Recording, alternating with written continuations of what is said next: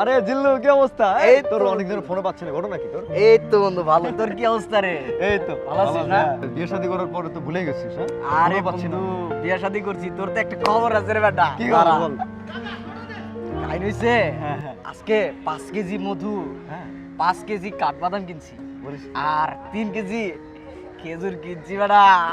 মাম্মা এত খেজুর কাঠবাদাম দিয়ে তুই কি করবি? রমজান মাস তো শেষ না।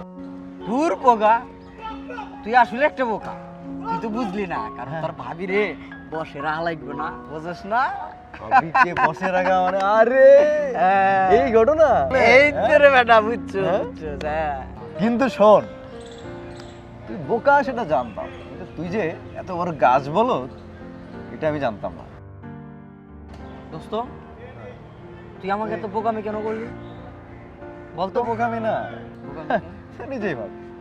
শোন ম্যাডাম, নারীদের বসে রাখতে যত্ন আর ভালোবাসা দিতে হয়। তোর যত্ন আর মায়ায় পড়লে ভাবি এমনিতেই তোর বসে থাকবে সারা জীবন।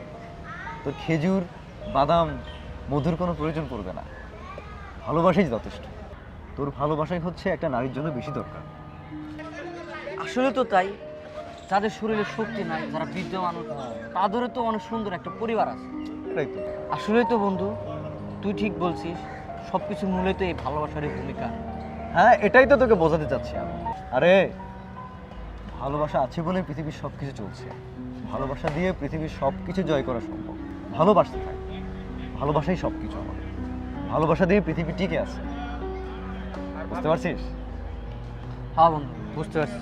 আচ্ছা থাক রে, আমি আজকে তাহলে চলি। ঠিক আছে, যা, ভালো দেখা থাকিস। হচ্ছে, ঠিক আছে। আর ভাবির ভালো করে টেক কেয়ার করিস। ঠিক আছে, ওকে, আল্লাহ হাফিজ। আল্লাহ হাফেজ।